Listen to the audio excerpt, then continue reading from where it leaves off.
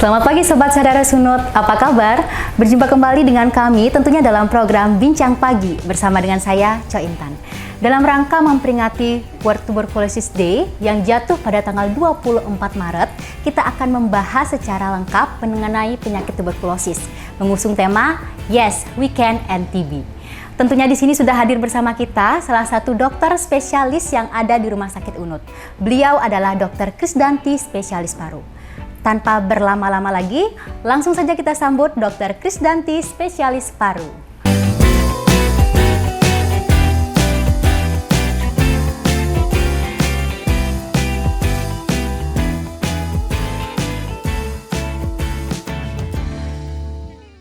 Selamat pagi dokter. Gimana kabar hari ini dok? Sehat? Luar biasa. Luar biasa ya dok ya. Sehat langsung karya dok ya. Sekarang kita akan memberikan informasi nih dok kepada sobat CHDRS Unut tentang penyakit tuberkulosis ya dok ya.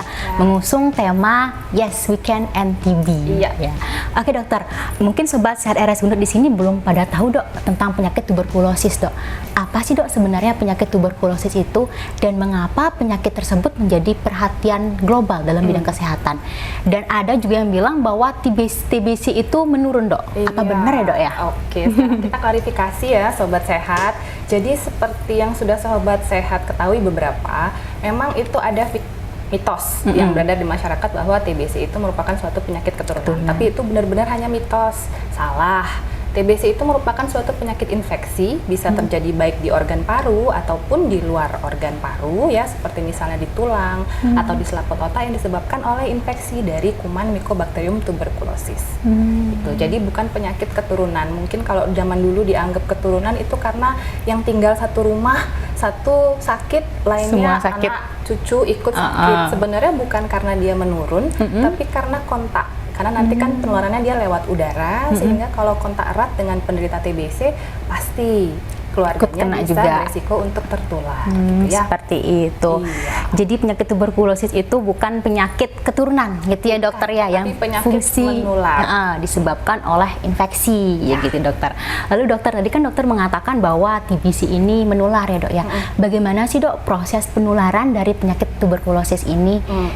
Silakan, jadi dokter. Kalau dia kuman TBC, dia pasti ada indeks kasus yang menularkan. Jadi ada dulu orang yang sakit, kemudian akan menularkan melalui droplet yang dia keluarnya dari udara, sehingga termasuk dalam salah satu kasus yang airborne disease. Jadi penularannya lewat udara, droplet atau percik renik yang dikeluarkan oleh si penderita TB, gitu dia mengandung kuman, akan berada dalam udara dalam jangka waktu beberapa jam gitu ya. Berapa jam berarti ya? Jadi kalau misalnya ada orang yang berada dalam lingkungan tersebut, menghirup, nah kalau misalnya terhirupnya dia ternyata jumlah kumannya yang ada dia banyak, kemudian durasi dia kontak atau berada dalam ruangan itu dia lama, itu kumannya tentu akan terhirup, masuklah ke saluran nafas sehingga nantinya bisa menimbulkan keluhan atau sakit. Walaupun memang nanti akan tergantung kalau memang ternyata kondisinya bagus, daya tahan tubuhnya masih bisa untuk melawan, membunuh gitu. Itu memang walaupun dia sudah terinfeksi tapi belum tentu dia jadi sakit. Itu nanti akan kita kenal dengan TBC laten selain sakit tuberkulosis. Berarti jadi lewat udara. Tergantung daya tahan tubuh juga berarti ya dok ya. Seperti itu. Lalu dokter untuk faktor risiko sendiri dok terjadinya tuberkulosis ini apa aja dok? Oke, kalau faktor risiko kita bicara itu dia biasanya umumnya kalau penyakit menular ada 3. Itu akan tergantung dengan satu si host, yaitu si orangnya ya. Kemudian yang kedua tergantung dari agentnya atau kumannya sendiri, dan yang ketiga akan tergantung juga dari kondisi lingkungan atau environmentnya. Yang pertama deh dari orangnya. Jadi hostnya tadi dok ya. Host yang tadi, kayak tadi udah kita sebutin, kalau misalnya ternyata dia imunokompromis atau daya tahan tubuhnya lemah gitu, misalnya dia ada pengidap HIV, punya kanker, atau misalnya malnutrisi, itu bisa beresiko, punya DM gitu, itu beresiko, rentan dia populasi tersebut. Yang kedua kalau dia ternyata merokok, kan kita semua sudah tahu ya rokok itu merupakan pajanan yang paling buruk asapnya terhadap kondisi paru. Jadi kalau dia merokok atau misalnya dia alkohol, itu bisa beresiko untuk memudahkan seseorang terkena infeksi TBC. Seperti Nah, itu. Kemudian kita yang kedua dari agentnya, dari kumannya sendiri. Kalau kumannya dia ternyata bakterialut atau jumlahnya banyak, terus beradanya dalam udara yang mungkin dia lembab, kurang sinar matahari, itu bisa. Kemudian yang ketiga lingkungannya atau environmentnya. Kalau yang misalnya kayak lingkungan yang padat, misalnya kayak di asrama, kemudian di panti asuhan, itu harus hati-hati. Kemudian juga yang tentu sirkulasi, ventilasi, pencahayaan udara buruk, itu dia jelek, itu sangat berpotensi untuk beresiko orang terkena TBC. Jadi kombinasi ketiganya itu akan menyebabkan resiko untuk terjadi infeksi tinggi. Seperti itu, 3 tadi ya dok ya? Ya, harus dilihat faktor-faktornya, karena kan memang kalaupun ada kuman TBC yang masuk, orang terinfeksi belum tentu sih dia jadi sakit. Kalau seandainya misalnya lingkungannya bagus, cahaya mataharinya banyak, ventilasinya bagus, terus daya tahan tubuhnya dia bagus, dia nggak merokok, usia muda gitu, itu biasanya jadinya TBC laten, kumannya masuk tapi nggak sampai dia nimbulin keluhan sakit. Oh, seperti itu dokter ya. Jadi kembali kuncinya ke lingkungan kita, daya tahan tubuh kita juga yang harus dijaga gitu ya dokter ya. Jadi kan dibahas ini dok ya tentang tuberkulosis secara singkat dulu dok ya, lalu faktor risikonya juga sudah dijelaskan, dan sekarang dok mungkin tanda dan gejala dok dari seseorang yang terkena tuberkulosis dok, dan kapan sih dok seseorang itu harus membutuhkan pertolongan medis saat terkena tuberkulosis. Silakan dokter. Ya, jadi kalau dari gejala TBC itu gejalanya bisa dibedakan jadi 2 kelompok. Satu, gejala yang terkait dengan pernafasan. Yang kedua, gejala yang terkait dengan sistemik istilahnya. Kalau yang pernafasan jelas batuk, ya itu udah dari zaman dahulu ya, masih batuk. Dulu dibilangnya batuk berdahak lebih dari 2 minggu. Tapi sekarang batuk kering pun juga bisa, karena ada faktor kayak misalnya pasien HIV, dia jumlah bakteri di dalam tubuhnya itu akan sedikit, sehingga dia nggak bisa gejalanya itu flare seperti orang yang daya tahan tubuhnya bagus. Jadi belum tentu batuknya berdahak, cuman batuk kering-kering gitu, itu juga bisa. Yang kedua, batuk berdarah atau ada sesak nafas gitu. Itu kalau dari gejala pernafasan umumnya. Jadi hati-hati kalau sobat saya sudah mengalami hal seperti itu ya, itu tidak usah ditunggu lama-lama, sesegera mungkin harus ke fasilitas kesehatan terdekat ya dok ya. Ke Poli Parunya, Rumah Sakit Unut juga nggak apa-apa. Bertemu dengan dokter yang cantik ini dong tentunya dok ya. Nah terus kalau untuk gejala tambahannya yang sistemik tadi, meriang atau demam naik turun, itu biasanya beberapa bulan atau beberapa minggu. Kemudian nafsu makannya turun, berat badannya turun. Mudah berkeringat di malam hari walaupun tidak melakukan aktivitas apa-apa. Jadi itu gejala-gejala yang umumnya terjadi pada pasien TBC. TBC ya dok ya. Berarti kalau udah ngerasa batuk yang nggak sembuh-sembuh gitu dok ya, sudah dapat minum obat tapi nggak mempan, atau misalnya keluhannya bertambah parah, tidak ada perbaikan, ya pada saat itu sebaiknya segera kontrol, periksa. Mungkin nanti akan bisa dilakukan pemeriksaan tambahan untuk menegakkan diagnosis TBC-nya. Seperti itu. Jadi seperti itu sobat Sadara Sunut. Kalau ada keluhan batuk nih ya dok ya, di rumah nggak hilang-hilang, demam naik turun, apalagi kalau tidur malam berkeringat, yuk langsung buruan ke Poli Paru di Rumah Sakit Unut ya dok ya. Tahu itu bukan batuk biasa. Benar, tapi kita harus waspada. Tuberkulosis. Benar. Lanjut lagi dokter. Tadi kan dibilang perlu dilakukan suatu pemeriksaan ya dok ya untuk mendiagnosis penyakit TB ini dok. Pemeriksaan apa sih dok yang perlu dilakukan dok? Ya, kalau untuk menegakkan diagnosis yang pertama pasti dahak. Dahak ya? Itu wajib ya, pemeriksaan dahak. Nanti dari pemeriksaan dahak itu akan kelihatan apakah satu kumannya dia ada, jumlahnya atau bakterialutnya dia seperti apa, apakah jumlahnya hanya sedikit, sedang atau banyak. Dan yang ketiga akan ketahuan nanti dia kuman TBC-nya itu kuman yang masih sensitif terhadap obat biasa ataukah yang dia sudah resisten. Misalnya karena dulunya ada riwayat pengobatan TBC berulang kali, itu kan bisa menjadi kumannya jadi kebal sama obat gitu ya. Terus pemeriksaan penunjang lain ya tentunya ronsen, nanti bisa kelihatan gimana sih gambaran parunya, kondisinya gitu. Selain juga tentunya ditunjang dengan anamnesis dari keluhan-keluhan yang dimiliki oleh pasien dan juga dari pemeriksaan fisik gitu. Itu tadi pemeriksaan yang dilakukannya dok ya untuk menegakkan diagnosis TB paru ya dok ya dengan cek sputum dan juga pemeriksaan ronsen. Lalu dokter, untuk seseorang yang sudah didiagnosis dengan penyakit TB paru dok, apa yang harus dilakukan dok? Berobat. Tentunya berobat jawabannya dok ya. Dan untuk pengobatannya nih dok, pengobatannya seperti apa dok? Kira-kira butuh waktu berapa lama? Kadang kan sobat sehat RS untuk juga males gitu kan, terlalu lama berobat, jadi akhirnya putus obat, nggak ke rumah sakit lagi, malah kambuh lagi gitu. Sebenarnya pengobatan yang tepat tuh seperti apa dok? Ya, jadi kalau sudah semoga enggak ya, tapi kalau misalnya sobat sehat ada yang terdiagnosis sebagai TBC, itu harus langsung segera menjalani pengobatan. Kenapa? Satu, biar severitas penyakitnya tidak bertambah parah. Yang awalnya mungkin cuma batuk-batuk biasa, nanti takutnya bisa jadi batuk darah atau misalnya komplikasi ke paru-paru. Yang kedua, resiko atau potensi untuk menularkan ke orang lain yang terdekat aja deh, ke keluarga. Itu kan harus dicegah. Jadi kalau dengan semakin cepat terdiagnosis, cepat ketahuan, cepat diobati, nanti kan harapannya ya keluhannya dia membaik, penularannya juga jadi tidak parah ya dok, merambat kemana-mana gitu ya. Tapi memang untuk pengobatan yang di Indonesia saat ini memang masih menggunakan yang, kalau kita bicara TBC yang sensitif obat, masih dengan regimen yang 6 bulan. Itu sudah yang paling singkat. Walaupun memang di luar negeri ada yang nanti regimennya pakai 4 bulan, itu ada, tapi belum diadop di Indonesia, masih yang 6 bulan. Itu nanti akan terbagi jadi 2 tahap. Yang pertama minum obat yang intensif sifatnya, itu dia selama 2 bulan pertama, nanti obatnya dapat yang gede-gede, yang merah-merah itu, dilanjutkan dengan 4 bulan sisanya yang fase lanjutan, jadi yang lebih kecil-kecil lagi obatnya. Tapi obatnya tetap sama, diminumnya setiap hari sekarang, sesuai dengan berat badannya dari si pasien. Gitu. Jadi total pengobatannya dia 6 bulan pada kasus yang TBC-nya TBC paru. Tapi kalau TBC ada TBC ekstra paru itu bisa diperpanjang, bisa sampai 9 bulan, 12 bulan itu bisa. Lalu untuk evaluasinya dok, pengecekannya dok, setelah berapa bulan bisa dilakukan pengecekan sputum ulang mungkin dok, atau ronsen ulang gitu dok? Yang itu kalau untuk evaluasi kita pakainya evaluasinya satu, evaluasi klinis. Itu yang paling utama harus dilihat ya, gimana sih keluhan si pasien setelah dia minum obat, apakah dari yang batuk, demam itu dia jadi menetap ataukah mau berkurang gitu ya, dari gejala klinis. Kemudian yang ngeluhnya nafsu makan turun, berat badan turun, sekarang sudah mulai mengalami peningkatan, itu evaluasi klinis. Kemudian evaluasi dari DAHA.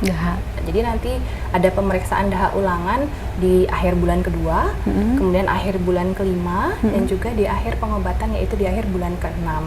3 kali lagi berarti ya? Jadi itu semua harapannya nanti negatif, sehingga nanti setelah selesai pengobatan DAHA negatif, sudah tuntas 6 bulan, bisa kita nyatakan sebagai kasus yang sembuh. Oh, seperti itu satu lagi ronsen evaluasinya. Jadi paling nggak dibandingin, oh sebelum minum obat ronsennya kayak gini, setelah minum obat lebih bagus ya harapannya gitu ya, kalau tidak terjadi komplikasi atau lainnya ya dokter ya. Lalu dokter, tadi kan penggunaan obatnya selama 6 bulan ya dok ya, rutin. 2 bulan pertama obat yang besar-besar, lalu dilanjutkan dengan obat yang lebih kecil gitu ya dok. Lalu untuk efek samping sendiri dok dari penggunaan obat-obat itu ada nggak sih dok? Ada sih ya. Kan kadang-kadang takut juga kan ya dok ya, efek sampingnya obat gitu ya, pasti orang mikir wah efek samping gitu. Cuman memang tidak ditutupi bahwa pemberian obat anti tuberkulosis atau OAT ini memang dia akan menimbulkan efek samping. Efek sampingnya bisa yang ringan atau yang minor, bisa juga dia yang mayor. Kalau yang minor itu yang seringnya pasti akan terjadi adalah, wah dok kencing saya berubah nih warnanya, jadi kayak kemerahan, kayak temulawak gitu. Itu yang reaksi yang normal. Jadi memang efek sampingnya seperti itu karena salah satu komposisi obatnya bisa mengakibatkan kencingnya berubah warna. Kemudian kayak ada rasa kembung atau enek gitu di perut atau mual ya, di gastrointestinal ringan, itu nggak masalah gitu ya. Sama mungkin ada sedikit rasa ngantuk, kadang ada lemas-lemas gitu nggak dok? Iya dok ya, seperti itu. Itu bisa. Kayak nggak semangat gitu sebenarnya dok. Kan di dalam masih bekerja ya obatnya gitu. Proses penyembuhan ya.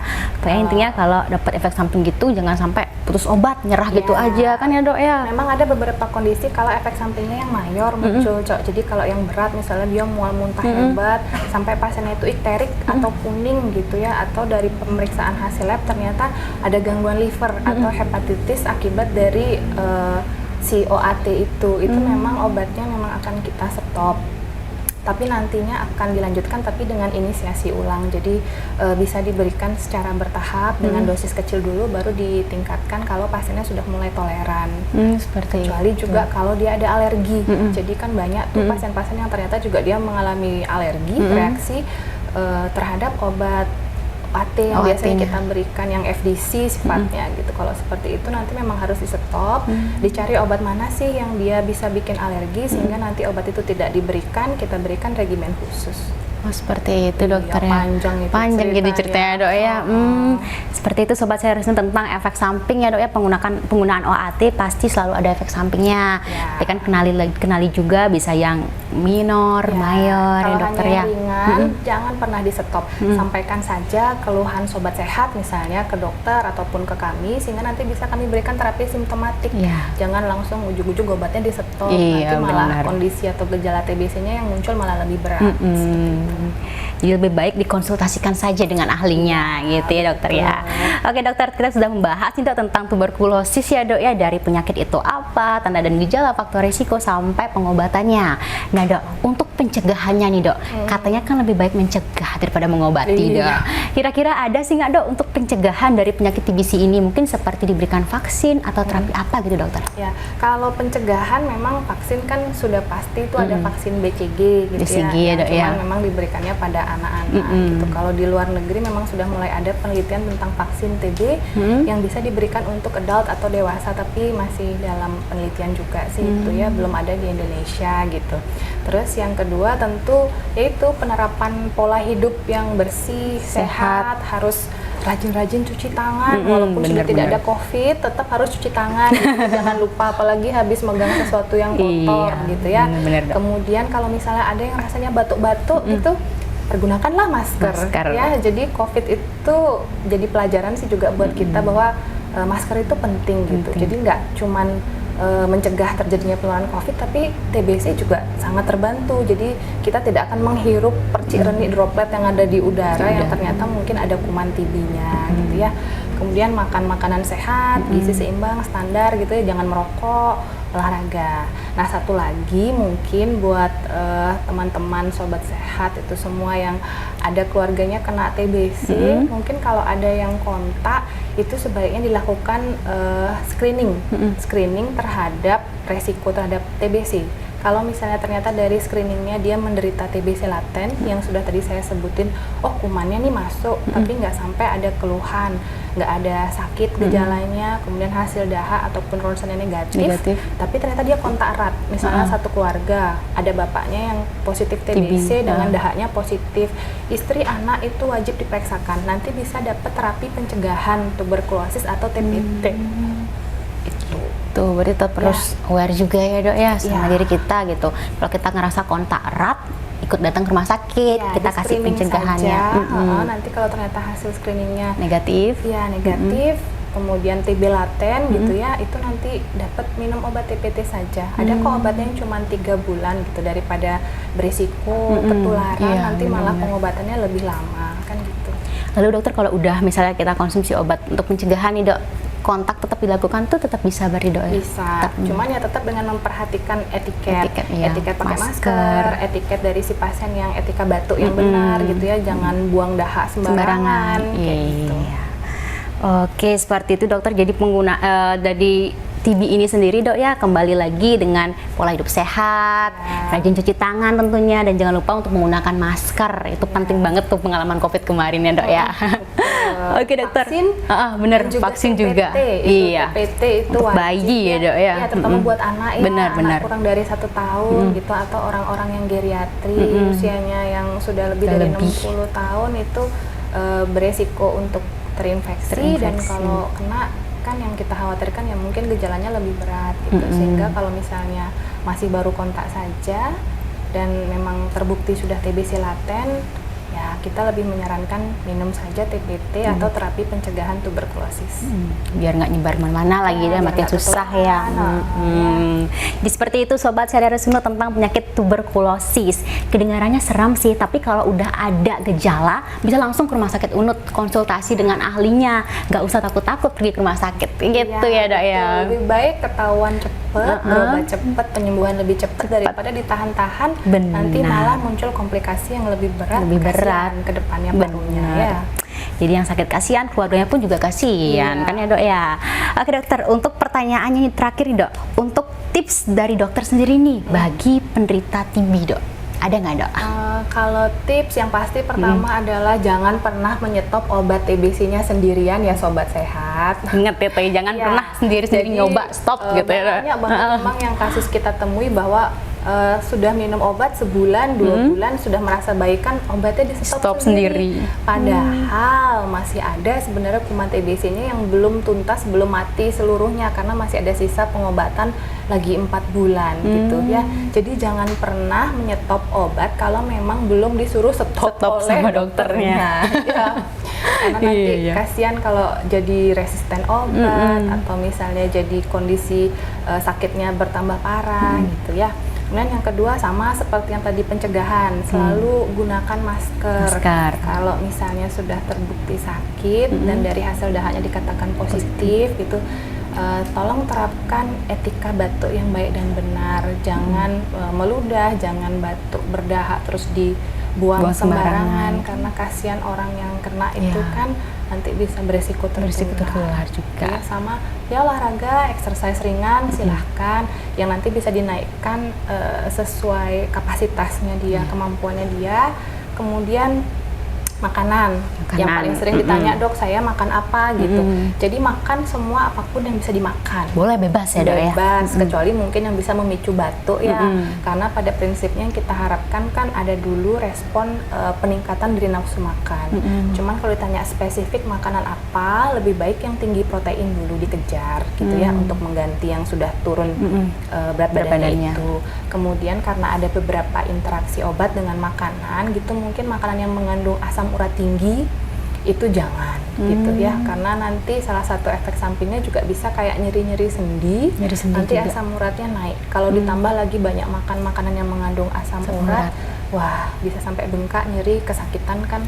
Nanti takutnya bisa mengganggu ya satu aktivitas, dan dua mungkin obatnya juga nanti harus di stop sementara jadinya karena asam uratnya mungkin terlalu tinggi sampai dia nyeri, sendi, bengkak. Memang kita berikan obat dulu untuk menurunkan asam urat dan menghilangkan keluhan nyerinya itu. Seperti itu. Jadi tetap harus yang tinggi protein dulu lah dok ya. Telur, susu, daging ikan gitu dok ya. Kalau misalnya sudah yang lain bebas. Nanti kalau sudah selesai pengobatan berat badan naik, baru silahkan olahraga lagi untuk mencapai berat badan ideal ya. Oke dokter, jadi seperti itu Sobat Sadar Sunut, diingat untuk tipsnya, jangan pernah menyetop obat sendiri di rumah.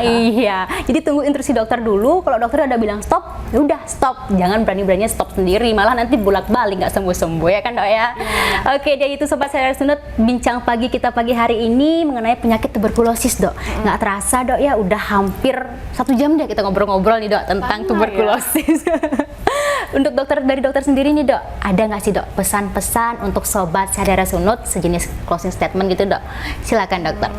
Untuk pesan-pesan mungkin seperti yang tadi sudah kita bahas gitu ya. Jadi sama prinsipnya, mari kita bersama-sama membantu mencegah penularan TBC ini karena memang dia angkanya tinggi banget ya. Jadi Indonesia itu sekarang menduduki peringkat yang kedua dok ya, sebagai jumlah kasus TB yang tertinggi di dunia. Dulu peringkat 3, sekarang naik, tapi ternyata peringkatnya peringkat yang jelek gitu ya. Untung nggak peringkat 1 gitu. Aduh, masih ada untungnya. Untungnya masih peringkat 2, tapi itu nggak bagus. Jadi juga, kalau bisa ya jangan sampai masuk 10 besar lah gitu ya. Jadi bersama-sama tolong yang belum sakit, mari terapkan pola hidup bersih dan sehat untuk mencegah resiko terinfeksi. Yang sudah sakit, tolong diterapkan pola hidup bersih dan sehat, pakai masker, makanan, obat diminum rutin. Jangan sampai kondisi makin ngedrop karena minum obat, lagi putus, lagi enggak, dan malah beresiko juga menularkan. Kemudian untuk masyarakat, teman-teman sekitar yang mungkin ada keluarganya atau rekan-rekannya, teman-temannya yang mungkin terinfeksi atau sakit TBC, tolong dihentikan juga stigmanya. Kasihan teman-teman kita yang kena TBC sudah sakit, ada beberapa yang dijauhi gitu. Kasihan. Yang penting proteksi aja, pakai masker gitu ya. Jaga kondisi, cuci tangan gitu ya. Jadi jangan dijauhi orang-orang yang terkena TBC itu. Ya. Oh ya, Sobat Sehat, kita ada jargon loh sebenarnya untuk kasus TB itu ya. Jadi jargonnya kayak gimana sih tuh Dok? Ada jargon yang keren banget nggak sih Dok? Nggak jargon-jargon banget. Tos TB, temukan dan obati sampai sembuh gitu ya. Kita sama-sama mungkin ya buat Sobat Sehat. Jadi tangannya nanti gini aja. Tangannya kayak gini. Ya, oke, kita coba Dok ya. Ya. Tos TB, temukan dan obati sampai sembuh. Wah, hebat banget ya Dok ya. Selain ada motonya yang yes we can end TB, juga ada jargonnya juga ternyata ya Dok ya. Wah, jadi seperti itu Sobat Sehat RS Unut tentang penyakit tuberkulosis yang sudah dibawakan secara menarik dan cantik tentunya dengan Dr. Krisdanti, spesialis paru. Jadi buat Sobat Sehat RS Unut yang punya keluhan tentang batuk-batuk ataupun gejala-gejala yang disebutkan tadi, bisa langsung bertemu dengan dokter spesialis kami yang ada di Rumah Sakit Unut. Dan jangan lupa kita buka dari hari Senin sampai hari Jumat dari jam 8 pagi sampai jam 2 siang gitu ya Dok ya. Siapa sih nggak mau ketemu sama dokter Krisdanti ya kan? Jadi jangan ragu. Ketemu saya TB Dok. Jangan suka berobat gejala kan gitu ya Dok ya. Jadi jangan ragu untuk berobat dan jangan pernah takut untuk berobat gitu ya Dok ya. Satu lagi, untuk menghindari stigma, kita berikan support kepada teman kita, rekan kita yang terkena penyakit TB. Itu penting juga kan ya Dok ya? Banget. Oke, jadi sekian dulu Sobat Sehat RS Unut bincang pagi kita hari ini. Jangan lupa untuk di like, komen, dan share video ini. Dan jangan lupa untuk membagikan informasi edukatif kepada teman-teman kita. See you, bye-bye. Terima kasih. Terima kasih Dok.